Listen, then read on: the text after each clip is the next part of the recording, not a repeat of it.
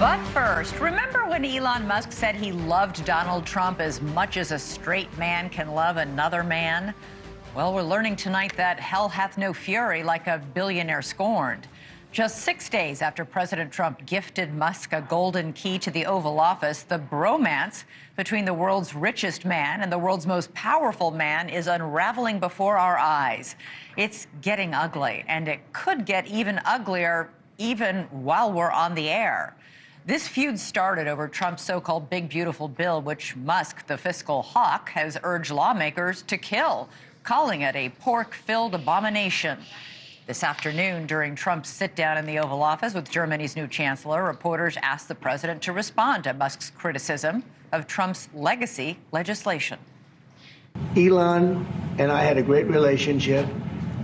I don't know if we're well anymore. I'm very disappointed because Elon knew the inner workings of this bill better than almost anybody sitting here, better than you people. He knew everything about it. He had no problem with it. All of a sudden he had a problem, and he only developed the problem when he found out that we're going to have to cut the EV mandate. But I'm very disappointed in Elon. I've helped Elon a lot.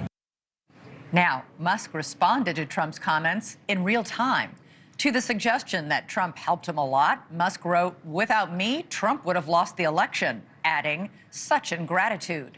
Trump then accused Musk of having Trump derangement syndrome and even made fun of the black eye that Musk was sporting in his big send-off ceremony last week. People leave my administration and they love us, and then at some point they miss it so badly, and some of them embrace it and some of them actually become hostile. I don't know what it is. It's sort of Trump derangement syndrome. You saw a man who was very happy when he stood behind the Oval desk, and even with the black eye, I said, "Do you want a little makeup? We'll get you a little makeup." But he said, "No, I don't think so," which is interesting. Now, this story is about more than a high-profile spat between two larger-than-life egos. These aren't two real housewives having some slap fight on a reality show. The collapse of this potential partnership impacts matters of national security, energy policy, the budget, and even your taxes. It certainly impacted Tesla's stock, which plummeted 14% today. More than $100 billion wiped out.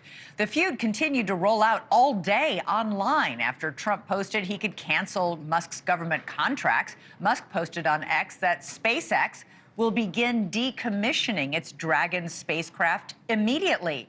Now, that's critical because right now the U.S. relies on Dragon spacecraft to get those NASA astronauts back and forth and all their supplies to and from the International Space Station. Musk then got personal and nasty, posting what he called, quote, "a really big bomb."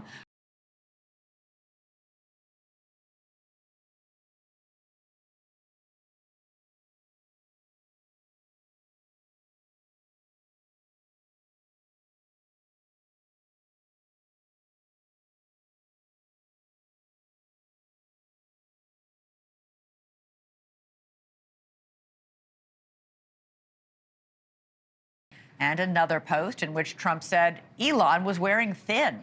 "I asked him to leave. I took away his EV mandate that forced everyone to buy electric cars that nobody else wanted," adding he just went crazy. All right, there's a lot to get through today. Let's start now with Joe Khalil, live for us on Capitol Hill. Joe, how's the feud affecting Republican votes on this big, beautiful bill, which Trump is really urging the Senate to approve? Yeah, he is. And the way that you set this up, Elizabeth, was absolutely perfect because there were a lot of reactions, as you can imagine, on Capitol Hill today pouring out. We wanted to focus at the beginning of the day on really the substance of what is going to be a crucial bill, the key signature piece of President Trump's legislative agenda. And we simply couldn't because the flow of this back and forth was just overwhelming for every senator and every House member, leaders on down, getting questions about this. Now, to the extent that it really matters, it's not just a feud between two of the world's most high-profile figures. This is going to matter if it can change votes. That's what's important. And we talked to a bunch of senators about this today. Is this going to potentially change your vote if you're, quote unquote, team Elon and think that the budget is going to be impacted, that the deficit increases. This is the sentiment we got generally was mostly no, but it's a distraction to the process. Take a listen to what Senator Roger Marshall told us today. It's a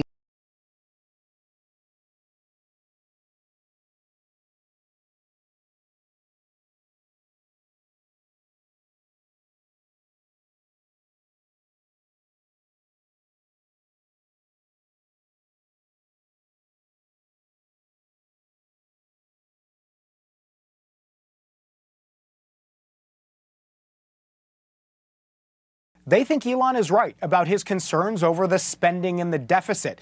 Now, you already heard President Trump say that's actually not what Elon didn't like. He didn't like that EV mandates that would clearly help Tesla were going to be stripped out of the bill. And President Trump also said he doesn't like that he's no longer in the White House. So the longer that beef continues, the harder the job is for people like Speaker Johnson and Leader Thune to get everyone united on the same page, forget the distractions, of which this is a massive one. Yeah, and let's remember all these senators and congressmen were clamoring for Elon Musk's private cell phone number just a few months ago. Many lived in fear that he would fund primary challenges against them. So all that is in the backdrop as well. And we're learning that Trump met with House Speaker Mike Johnson today at the White House amid this feud unrolling. Yeah, reportedly, this was a coincidental meeting. It was not on the speaker's schedule. It was a sort of surprise. He went to the White House, presumably just to give family members a tour, and then impromptu met with the president. But he came back today. This is what he said to a group of reporters on the Hill. I don't know what has motivated this disturbance to begin, but obviously it's not my fault. My way is that policy disputes are not personal, and I've tried very hard to speak with Elon over and over, and to talk with him about what I believe are misconceptions he has about this bill and what it is. He keeps calling it a spending bill. It is not. It is a budget reconciliation bill. It's something very different. It has the most historic spending cuts in the history of the Congress. He's not recognizing that, and it's not going to add to the deficit. Elizabeth, love him or hate him, Speaker Johnson's reputation is he's very even-keeled. He went to Twitter today to acknowledge Elon Musk in what felt like the most frustrated post that I've ever read from Speaker Johnson. He's clearly trying to mediate this. He clearly thinks Elon's opinion is important and could sway at least public opinion. So he's trying to sort of get him back in the fold, but obviously today, that has not worked. Yeah, he's not just the world's richest man, Elon Musk. He owns the preeminent platform on social media that so many feel like they live and die by. Thank you for watching. Subscribe below and download our NewsNation app right now on your phone, and you will get fact-based, unbiased news for all Americans.